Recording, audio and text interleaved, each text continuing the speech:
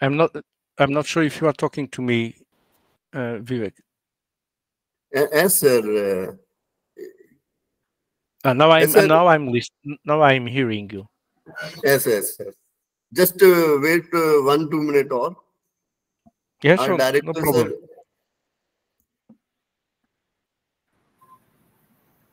Okay, so sir, now we can start. So, good afternoon to Welcome, all. I sir, Dr. and good afternoon, sir. Welcome, sir. Thank you very much.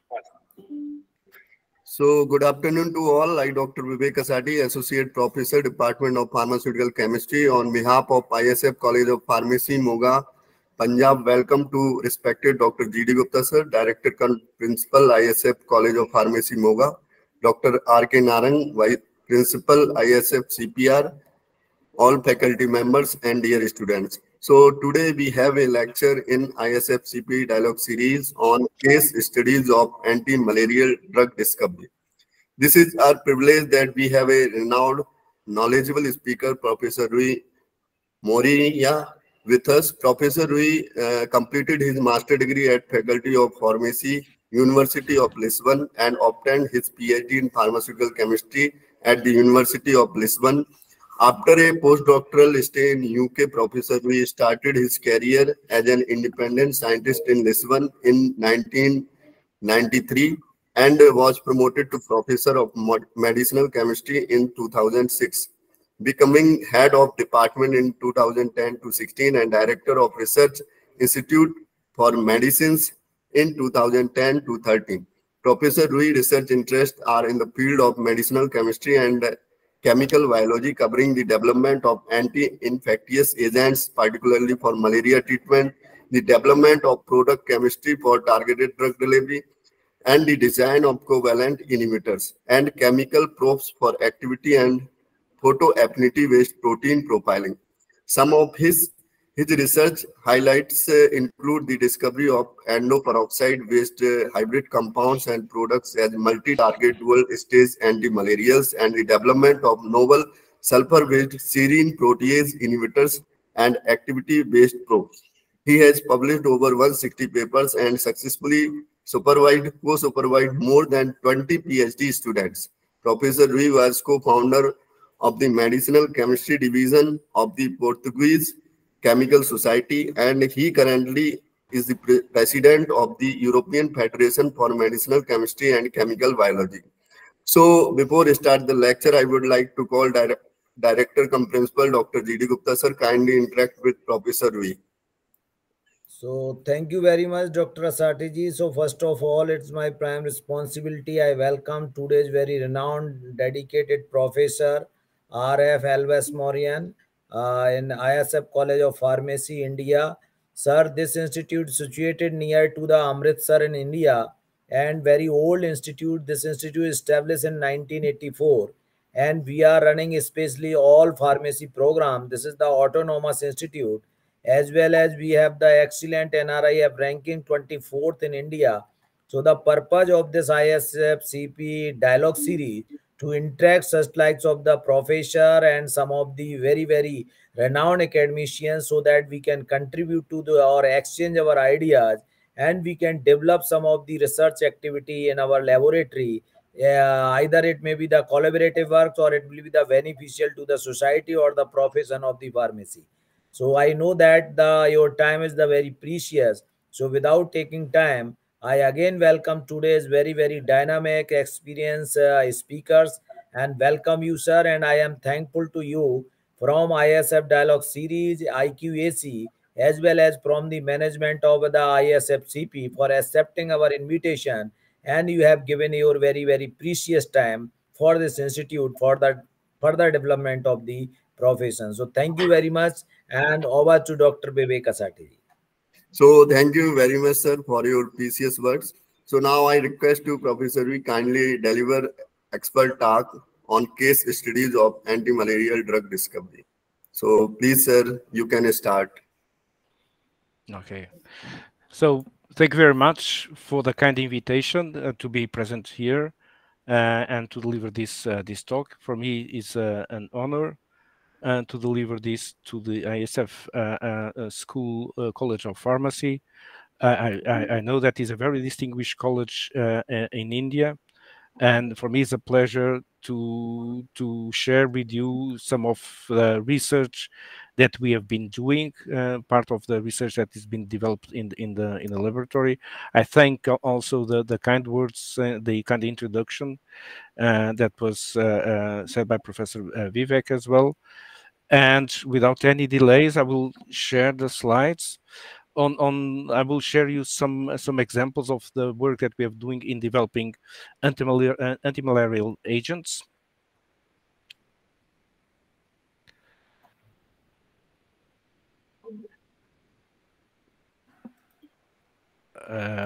So I suppose you can see now in the presentation mode. So this is just a picture of Lisbon, where the School of Pharmacy at the university is located. So this is not an image of San Francisco. This is Lisbon. We have a very similar bridge, and the talk will be about an introduction about malaria.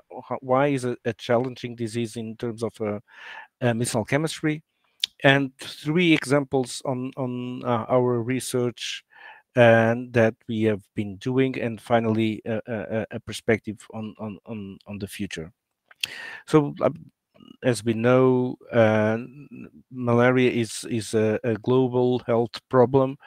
It's mainly affecting the sub-Saharan countries in Africa, and for sure the number of infected people and deaths recently has increased, and of course this in part was associated with the COVID-19 pandemic as well, and the overall problems with the health systems across different countries.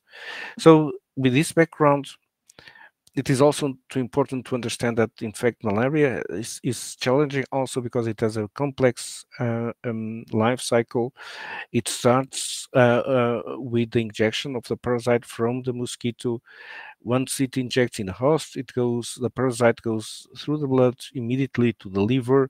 It develops in the liver to a different form that then transfers into the red blood cells in the blood circulation, and there it develops and reinfects red blood cells. So this, while the liver stage doesn't have any signal, the infection of the red blood cells is what gives the usual symptoms of infection. And then the parasites can differentiate into different forms, sexual forms that can be ingested by the mosquito, and then the life cycle is completed within the mosquito and ready to be again injected in the next host. So it's a very complex, with different targets, different expression of proteins. So it's really difficult to find drugs that can affect all the stages of the parasite, of the malaria parasite life cycle. The other thing that is important to understand is that when we are developing a drug or active substance, we need to understand exactly what is the target profile of what we want to develop. So, and for malaria, there are 2 target product profiles, what we call TPP. One is to treat patients, and another one is for chemoprotection. And associated to these target product profiles, we have what we call the target compound profiles that can meet these 2 criteria. We can have blood stage killers, so compounds that affect the red blood cells, and typically they are used to treat patients. Killers of what we call hypnozoites, which basically is one of the liver states that can give relapse. Transmission blockers, which also can be useful to block the transmission from the host to the mosquito and interrupt the cycle at that stage, and finally compounds that can be used for chemoprotection.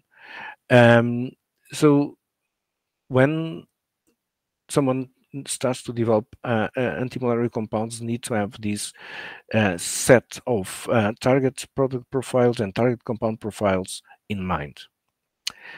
Now, we all know that most of the antimalarial drugs that have been used for many years, they have a very common scaffold associated. It comes from the discovery of quinine in the 19th century as an antimalarial drug, the first one with a chemical structure defined. And then there is a full story of development across the early years of the 20th century. But then you can see that you can find the same pattern, quinolines, side chains with amines, even until chloroquine that was developed in 1934. It's you can find the same pattern. So it's not surprising that in fact you'll find issues like cross resistance in malaria. Another compound that we have been interested in, because it's very specific for the liver stage but not active on the blood stage, is primaquine. So primaquine is not a new drug, but it has been used intensively to clear the liver stage parasites. But it has two main problems. One is that it has blood toxicity, which might be associated to drug metabolism. And also part of the problem is that metabolism can be quite efficient and rapidly deactivates the drug. So this drug, which has been used for many years in schemes that can be used to treat liver infections or to block transmission, has in fact a problem that needs to be addressed. The other drug that we have not invested that much but is well known is mefloquine. Mefloquine is very useful to treat the blood infection and to kill the blood infecting parasites. It is a long-acting agent, but it has neurological effects. It has induced drug resistance.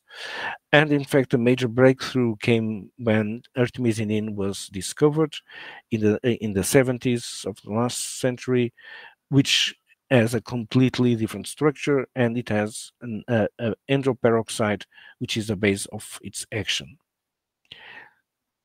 So basically, artemisinin has a mechanism of action that does not have any similarity with any other antimalarial drug. Basically, it is related to the activation by iron 2. Iron 2 is accumulated in the infected red blood cells. It comes from the heme of the red blood cells, so the parasite is able to separate the protein part of hemoglobin and the heme. The hemoglobin is used by the parasite to basically produce their own proteins, but the iron of heme can be toxic, so the malaria parasite basically piles up the heme in a form of a precipitate, which is non-toxic. But anyway, there is an accumulation of iron 2, and iron 2 activates the endoperoxide and to generate first oxygen-based radicals, which then can rearrange to carbon-based radicals, which basically are the active species that can react with the biomolecules of the parasite. And of course, you can easily identify the outcomes of this activation through these type of metabolites. But also, it is important to mention that this is a second mechanism of action that can be possible for artemisinin, and basically is the generation of the reactive hydroxyl radical through the Fenton chemistry, which, as you know, hydroxyl radical is highly toxic, and it is, as it is produced inside the parasite, is also in a way very selective. Right, so summing up the problem, we have compounds that are active for the liver stage, so the stage that is non-symptomatic or asymptomatic, and basically we have primaquine for chemoprotection and hypnozoid killer, so anti-relapse drug. We have artemisinin and chloroquine, which is now rarely used for the treatment, so blood stage killers. And then we have again primaquine as a transmission blocker agent. So one of the target compound profile. So there is a limitation, in fact, of scaffolds useful for antimalarial agents. Right. So the first example is about recycling. How can we recycle classical drugs to remove their liabilities? So as I mentioned before, we were interested in primaquine because primaquine is readily metabolized. You can see here the hotspots for metabolization, and the fact is that the most important metabolite which is generated in larger amounts is this carboxy primaquine. Basically, it results from hydroxylation. So it's an oxidative deamination that generates the aldehyde at this point, and which is then oxidized to the carboxylic acid. This metabolite is inactive, but it is formed with an half-life of 6 hours. So basically, you need repeated doses, particularly for when using as a transmission blocking agent, and that can be a problem in terms of get the patient compliance. Right. So what we did was to remove the basicity of the terminal nitrogen, because that is essential for the monoamine oxidases that basically metabolite at this site. We introduced basically amides or peptides or dipeptides or amino acid derivatives. So rendering this nitrogen as a non-basic, and basically what we saw, a simple amide is just removes activity.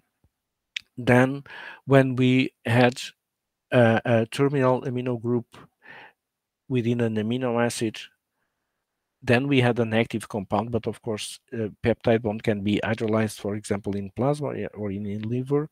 And so the outcome was basically to generate these cyclic imidazolidinones, which still doesn't allow metabolization at this site, but still as a basic nitrogen atom. It doesn't have any similarity with a peptide. It's a terminal basic group, which is essential to give water solubility for example, in vivo studies. And of course, then we did a lot of variations using the same scaffold, the imidazoline one group, changing the position in the peptide scaffold, and basically all these compounds proved to be very efficient for the liver stage, and also in transmission, in blocking the transmission from the host to the parasite. So this was a very simple approach, just to highlight how we can recycle classical drugs to remove, in this case, a metabolic issue. The second example is using hybridization for targeted drug delivery inside the parasite. Again, the starting point for this, the motivation for this approach was again the problem with primaquine generating the inactive metabolite, and in addition, as I mentioned, there is blood toxicity associated to primaquine. So the idea was to combine in a hybrid scheme the primaquine to another drug that could be active against the blood stage. Just to remind that primaquine is mainly active against the liver stage and the gametocytes. So the approach was combining a liver stage scaffold primaquine with a blood stage pharmacophore artemisinin through a linker, which was used mainly to modulate solubility and metabolism. So we developed several ones. This is just a summary of the most potent compounds that we have generated. So the first thing that we did was to measure the effect on the liver stage in vitro. And for that, what was used was Plasmodium berghii, which is a murine model for the liver stage infection, expressing GFP, and we were able to see that in fact these compounds were quite effective in inhibiting the infection in the liver stage with submicromolar IC50 values. And the important thing is that when using the combination, and this is very important when we are defining this type of hybrid development studies, combining primaquine with artesunate, which is a very close analog of artemisinin. In fact, the combination, equimolar combination of these two drugs, the IC50 value was higher. So basically showing that in fact, what we were seeing was due to the hybrid drug. And then we moved to an in vivo system, and basically to show, in this case, here this is the survival of the parasitemia of mice that were infected and treated with the animals. And basically what we saw is that one of the compounds was able to clear the parasites from the animals in a more efficient way than primaquine. So we were quite happy with this result and did a second study for the blood stage infection. Basically what was done, it was comparing against again the two hybrid compounds, in this case with artemisinin, because we are not talking about the blood stage, not the liver stage. And what we saw is that the compounds were they were quite efficient in removing the parasite from the red blood cells, from the infected red blood cells. And in fact, one of the hybrid compounds was able to sustain completely removal of the parasite in the time scale of the experiment. And basically that translated to a full survival of the animals during the experiment. So showing that in fact these compounds were quite effective, in this case removing the parasite from blood stage cycle, as well from the liver stage in the previous slide. Right, but the problem with using artemisinin as a starting point is that artemisinin in fact is extracted from a plant, and there are not many places around the world that can produce high levels of artemisinin. Although there's been published recently very efficient synthetic schemes for artemisinin. Even so, there has been a very very long effort in trying to develop other endoperoxides. One of those endoperoxides that was initially developed by Paul O'Neill in Liverpool are these 1, 2, 4, 5 tetroxanes. Basically, the difference here is that it, rather than one peroxide, it has two peroxides incorporated, and the activation again is through iron 2, generating oxygen-based radicals, and which then after rearrangement carbon-based radicals, which then can react with the target and can generate side products from this fragmentation process. So the idea that we decided to approach basically again was to use primaquine, combining it to the tetroxane through a linker that again could be used to modulate solubility, lipophilicity, and metabolism. And so just to highlight one of the compounds that we synthesized, This compound here, as you can see, quite efficient in killing the blood stage parasite, in this case Plasmodium falciparum, a chloroquine-resistant strain of Plasmodium falciparum in low nanomolar IC, in this case EC50 value. And for the liver stage, we used again Plasmodium berghii, which showed to be also quite effective. So basically, a compound that was able to act on the liver stage and blood stage in a very efficient way. And then we translated this into an in vivo model, and this is a model for the blood stage of infection, again using Plasmodium berghii. So the mice were infected and then had a scheme of treatment, and after the compounds were followed until 18 days post-infection. And as you can see here, the compounds were able to remove the parasite from the blood, infected red blood cells, in contrast with the vehicle. And of course, this translated in the full survival of the animals. So it was a quite interesting and impressive result. The only thing that was a problem is that when we studied this in mice liver microsomes, the half-life of degradation of metabolism was only 10 minutes, which is rather low. It meant a high clearance value and a high extraction ratio from liver, so 0.8 in a scale that goes obviously to until 1.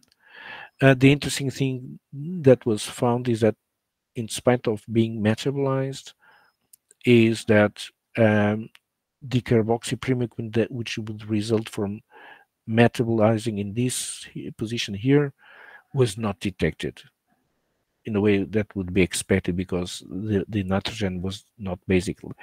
We solved this issue by we assumed that metabolization was occurring in this activated position here. So we blocked this with ARAL groups through Suzuki coupling reactions, and in a way it solved the problem of drug metabolism. The other interesting information that we got from these compounds is that they are transmission blocking agents. So this is a more, let's say, it's a slightly different experiment.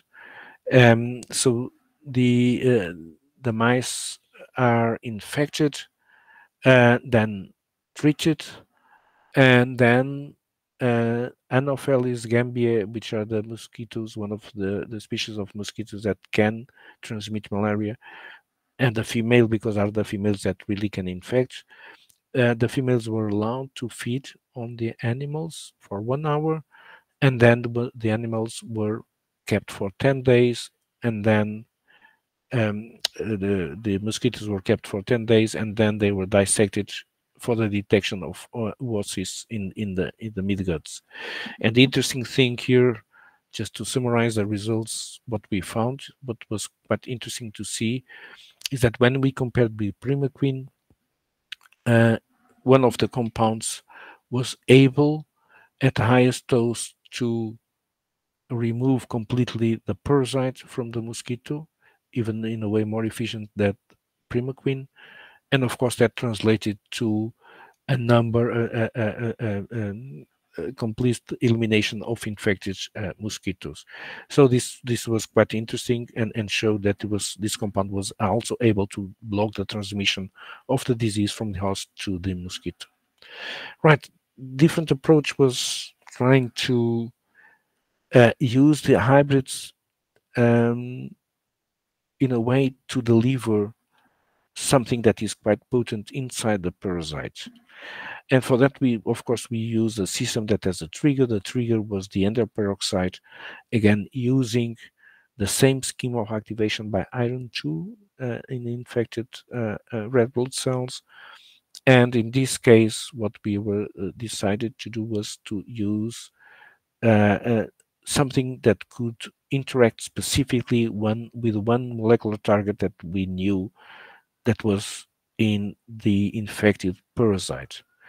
So basically what we did was coupling the end of the tetroxane to a vinyl sulfone, a dipeptidyl vinyl sulfone. And the reason for that is that the dipeptidyl vinyl sulfones, they are known covalent inhibitors for falcipain 2, which is a major protein enzyme which basically degrades part of the peptides into smaller peptides that then will be used by the parasite. So I just highlight here some of the examples, a few examples of the compound that we have shown. As you can see here, the compounds were quite potent against the parasite itself. Interestingly enough, when they were tested against the enzyme, so this is the first line is a cell-based assay, red blood cells infected with parasites. The second line is with the actual protein, and as you can see, the results for the protein was, we can say, a bit disappointing, because they are not potent against the enzyme. So for that, to understand exactly what was happening, is we performed an activation study that was monitored by mass spectrometry coupled to an HPLC system, where we activated the hybrid compound to generate this inhibitor. So we knew that this compound was a well-known or a potent inhibitor. So you see clearly the difference of magnitude of IC50 values. And what was interesting to see is that in red blood cells, when the red blood cells are incubated with this hybrid compound, it immediately releases the inhibitor. So it was not a concern, because in spite of not being potent against the enzyme, inside the cells, in fact, the hybrid drug releases the potent falcipain inhibitor. And for us, this was a quite relevant result that then we expanded to other classes of inhibitors. So basically, then we approached the concept to use rather irreversible inhibitors of falcipain. We used reversible, like nitriles. So nitriles, they can react with the thiol of the cysteine protease. It reacts at the carbon of the nitrile and generates a thioimidate that can then reverse again to regenerate the inhibitor. So it's covalent, but it is reversible, which in principle can reduce potential side effects in the long term. Again, we use the same process. We studied the activation in red blood cells, and what we saw here in the bottom line is a release of the inhibitor that was detected immediately right from the beginning of the incubation in the cells. And here, if you compare the activities, you clearly can see that the compounds are quite potent against the infected red blood cells, but now the compounds by themselves, they are potent. So both the hybrid as well the inhibitor itself, of course, they are quite potent. And to understand exactly what was going on, we did a docking study, and it was interesting to see that basically the hybrid drug in this case allowed an extended interaction with one of the binding pockets of the enzyme, the S3 binding pocket, extended interaction that basically enabled that also the hybrid drugs were inhibiting falcipain by themselves. When we translated these compounds into the in vivo model, again, a model against the blood stage infection by the malaria parasite, so Plasmodium berghei model, with the same scheme of treatment, followed by 18 days. What we found is, in this case, the compounds were not, so they retarded, so they slowed the progression of the infection of the red blood cells, but they were not able to remove completely the parasite. But interestingly enough, they were able to sustain all animals alive during the time scale of the experiment. So meaning that most likely the parasites here, they were not fully functional. Right. And now something that is completely different from the examples of before, that basically they were recycling drugs or using the broad hybrid concept in terms of drug development. Now I'm talking about something that came out from a screening. As you know, in 2010, JSK published a major screening of their library against Plasmodium falciparum, and there was many hits that were discovered. JSK followed some of them, and this came also into public domain, which was enabled basically for the universities to also to participate in the effort. And we chose this particular scaffold, and this scaffold basically clearly it is highlighted is a quinolone extended with a pyrrolidine, which makes this quite unusual. This heat compound that was published by JSK at that time, it was quite effective. So 200 nanomolar EC50 value. It was a singleton, which means it's unique in the results, and singletons can be as they have two sides. The one is that they are unique, and which means is they can be quite it can be quite interesting in terms of development. The other thing is that there is the risk of by some reason this is the only compound with this general structure to be active.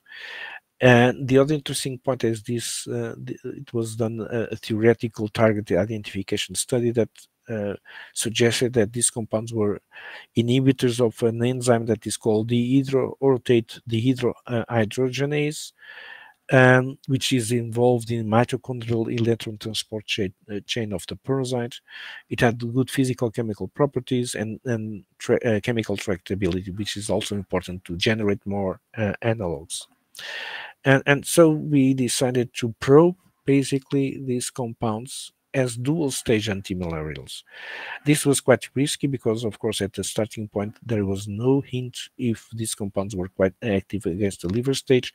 The study by JSK didn't include any data for the liver stage, and what we did was probing the different parts of the pyrrolo quinolone scaffold, varying the nature of the substituents around from the right side, south side, and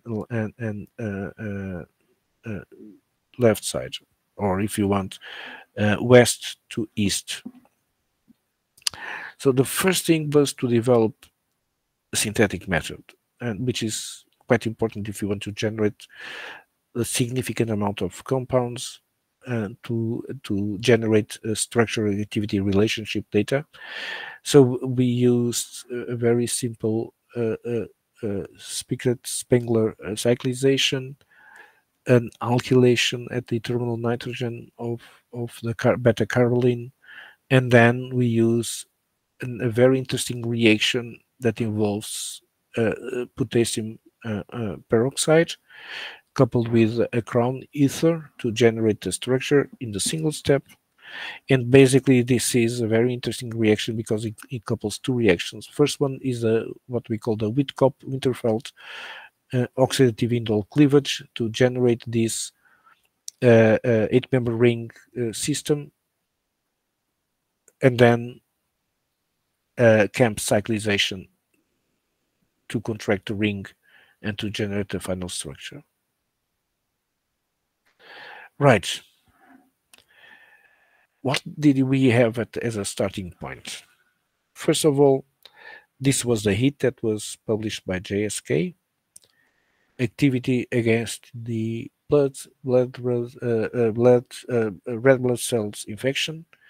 No activity against the liver stage, and it was non-toxic, so an IC50 value higher than 100 micromolar in non-cancerous cells, and an acceptable log P value. So what we did, we just, as I mentioned, was probing the structural, the core, and we found, for example, that introducing the replacing alkyl chain with the phenyl, the activity was against the blood stage was reduced.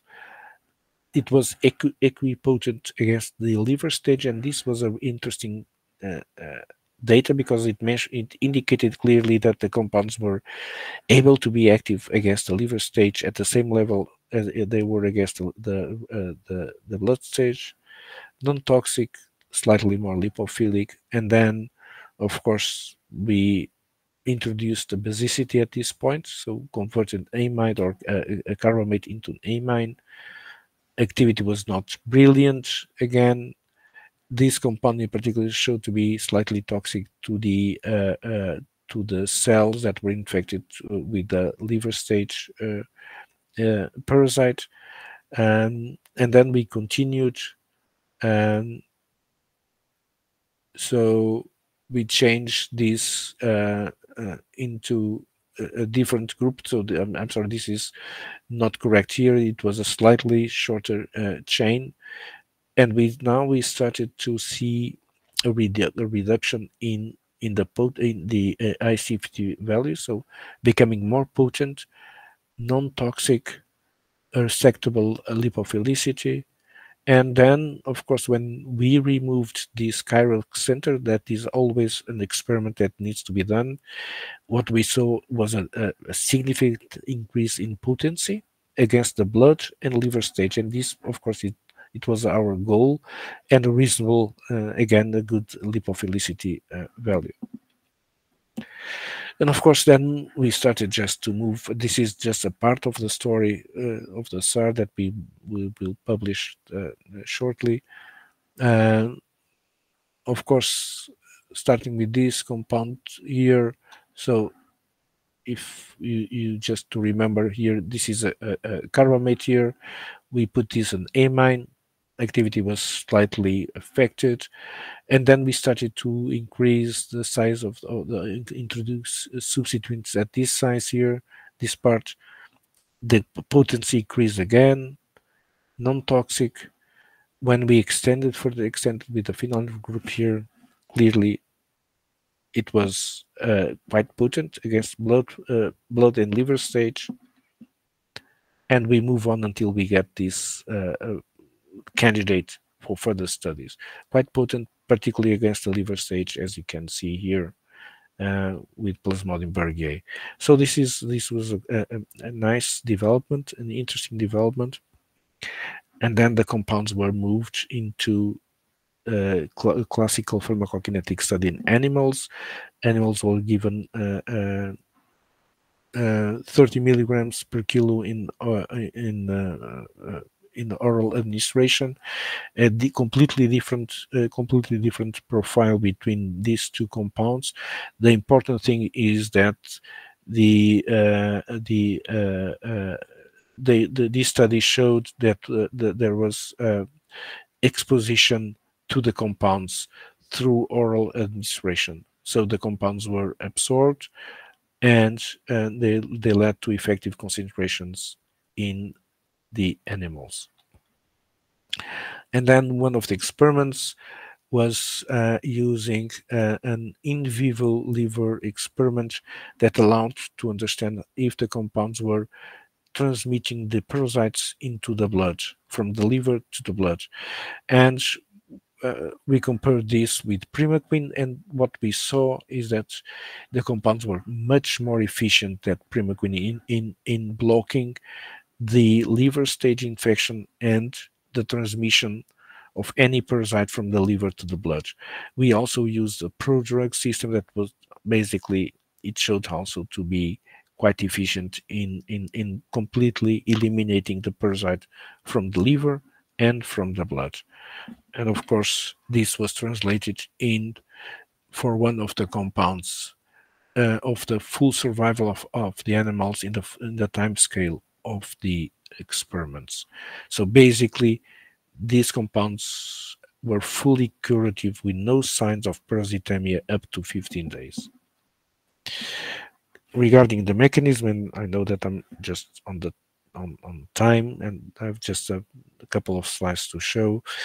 As I mentioned at the beginning, we knew that when GSK published the screening results, this compound in particular, the heat compound they published,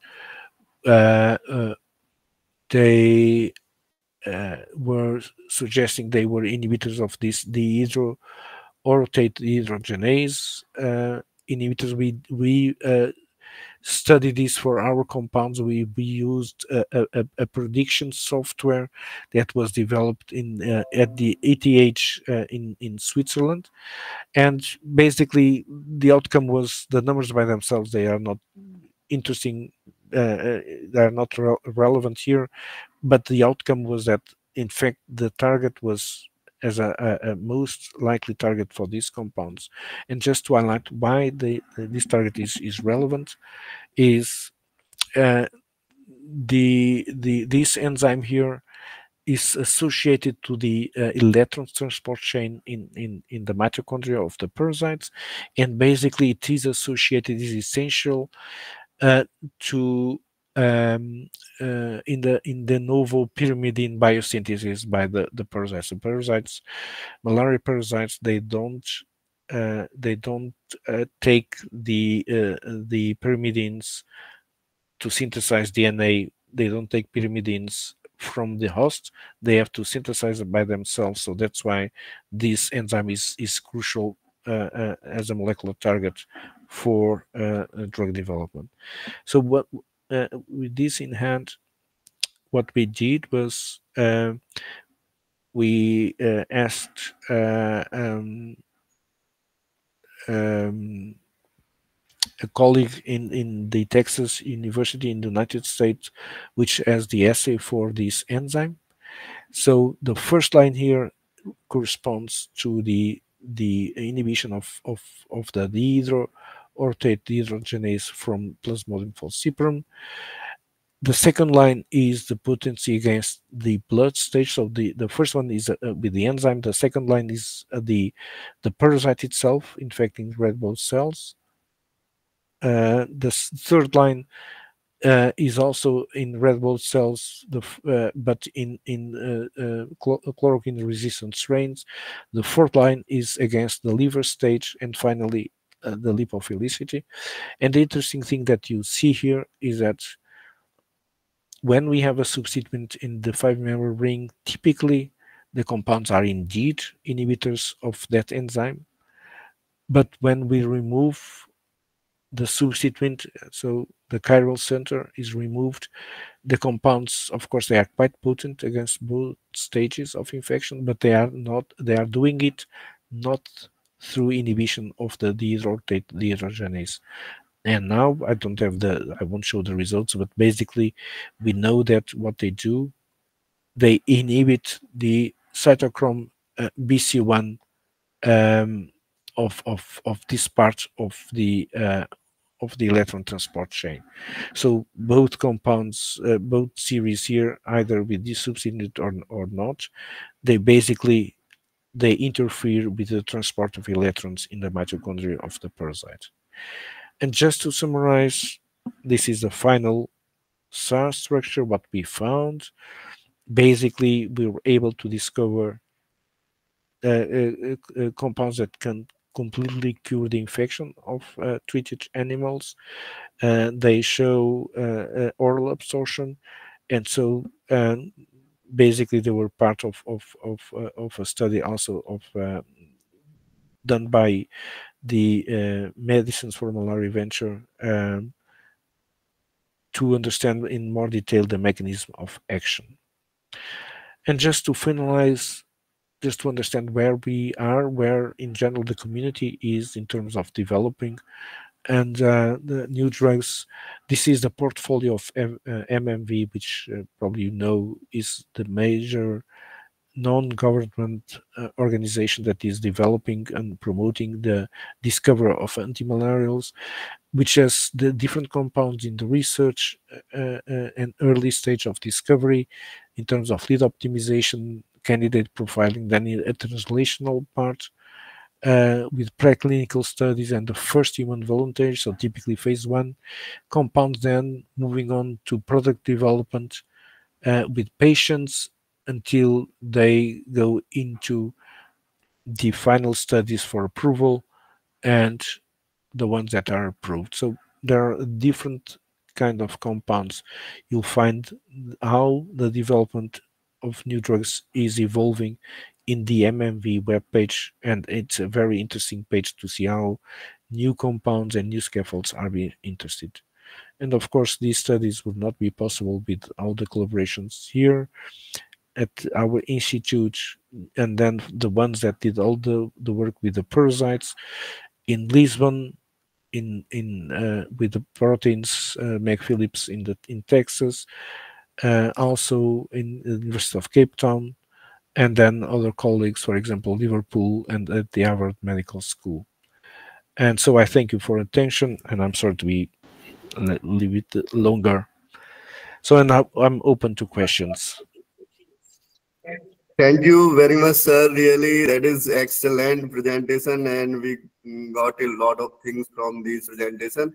I think the hybrid molecule synthesis and when we going through different metabolism of the drug and the site where the drug will metabolize, if we identify the site and we can further modify those sites and we proceed in synthetic procedures, so we can develop such type of compounds. So really, this is a excellent theme that you have present today, and we really impressed with such type of works. And further, we will contact to you, sir, also if we got a chance to contact with you. So, Dr. Mehan, do you want to discuss anything? Thank you, Dr. Vivek, for this wonderful talk. And hello, Dr. Rui. Hello. Hello. We are very thankful for this wonderful talk and appreciate your concern regarding the anti-malarial and its therapeutic approach. And we highly appreciate that you provided this talk in the dialogue series under the IQAC. And we are very thankful to you. Again, thanks. Thank you very much. And of course, I mean, we are always happy to collaborate in research. So anytime that you feel that you just want to collaborate, and in this area, we also work in oncology and inflammation. That's something that, of course, I didn't have time to address here. So feel free to contact me at any time in case you. So, sir, this ISF College of Pharmacy is also a research institute, and we also conduct so many medicinal chemistry related work and also perform different pharmacological related work. So here we have a stabilized lab, animal lab. So we work on the CNS related disorders, cancer related disease, diabetes related disease. So really, this is a great opportunity to collaborate with you, sir. And in future, we will sure contact to you, sir. Just I am asking that if any student that have completed MPharm through our institute want to do PhD through your institute or under your guidance, so there is any chance, or how can we contact to you? I mean, you just send an email. We have usual the system here in Portugal is that we have an annual bid, annual call for PhD students, and that is typically between February and March. So next year there will be a call open between February and March. If you feel there is any student that can apply, that yeah, sure, send me the CV and the contact for a short interview. Yes, that's possible. Yeah. Okay, thank you very much, sir. So, is there any scholarship also you will provide, or we have to take a scholarship from India? So the process, no, you don't. The question here is for the student. So this is an application that is done at a national level, and Okay, if the student is awarded with a PhD fellowship, the PhD fellowship will pay the salary, the bench okay, fees to the university, and will pay also what we call the settling costs. So basically, the travel from the country where he's traveling, and basically some additional money to start finding a place to stay. okay, okay. Thank you very much, sir. Again, thank you for joining with us. So now we can end up this session, sir. Yeah, for me, it's Yeah. perfect. It was a pleasure Okay, to be here. sir. Thank you very much, sir. Okay, so in that case, see you. Bye. Bye.